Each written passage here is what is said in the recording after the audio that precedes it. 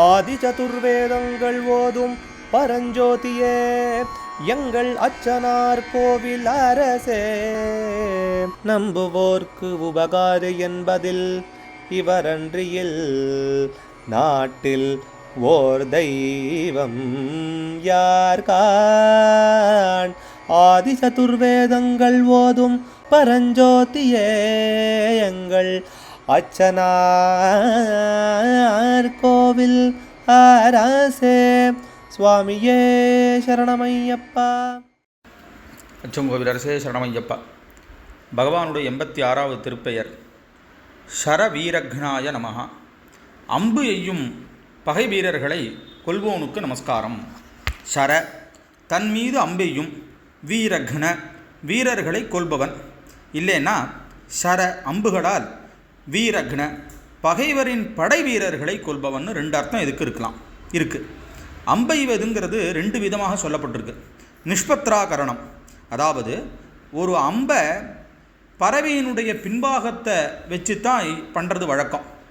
ஏன்னா அந்த அம்பு வேகமாக போனோன்னா கங்கபத்திரம், காகபத்திரம்னு காக்காவினுடைய இறகு, கழுகுனுடைய இறகு இதெல்லாத்தையும் வச்சு அம்புனுடையதான கடைசி பாகத்தில் 2 பக்கம் அப்படி வச்சு பண்ணுறது உண்டு. அப்போ தான் வேகமாக பாயும். அந்த அந்த பறவையினுடைய இறகுள்ள பாகம் உடம்பில் வெளியில் தெரியற மாதிரி அம்பெய்தா, அதாவது அந்த கூறுபாகம் மாத்திரம் உள்ளே பாயணும், மீதி அம்பனுடைய பின்பாகம் வெளியில் தெரியணும். அப்படி அம்பெய்யறதுக்கு நிஷ்பத்ராகரணம்னு பெயர். சபத்ராகரணம் இறகுள்ள பகுதியும் பகைவருடைய உடம்பில் முழுக்க பாய்ந்து கொல்லுமாறு எரியறது.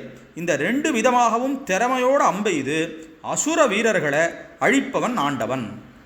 அதனால தான் மற்ற எல்லா சுவாமிக்கும் அம்பு வில்லு இருக்கிறது உண்டு. ராமனுக்கு விசேஷமாக கோதண்டபாணிங்கிற பேரே உண்டு. அவருடைய புத்திரனான சாஸ்தா எப்போவுமே கையில் வில்லம்போடு தான் ஏந்தி இருக்கிறதாவே இருக்குது. அந்த வில்லம்பு பகவானுக்கு வில்லுமம்பும் கையில் எதற்கோ அப்படின்னு கேட்குற மாதிரி அது ஒரு பூஷணத்துக்கு பூஷணமாக ஆண்டவன் கையில் எப்போவுமே இருக்கும். வில்லம்பம் இல்லாமல் சுவாமியை பார்க்கவே முடியாது. அதனால் அந்த வில்லம்பை எப்போவும் கையில் வச்சுட்டு இருக்கார். அசுர வீரர்களை அழிக்கிறார் அப்படிங்கிறதான விசேஷமான அர்த்தம் இங்கே சொல்கிறதாக இருக்குது. அச்சங்கோவில் அரசே சரணமையம். அச்சனார் கோவில் அரசே. சுவாமியே சரணமையப்பா.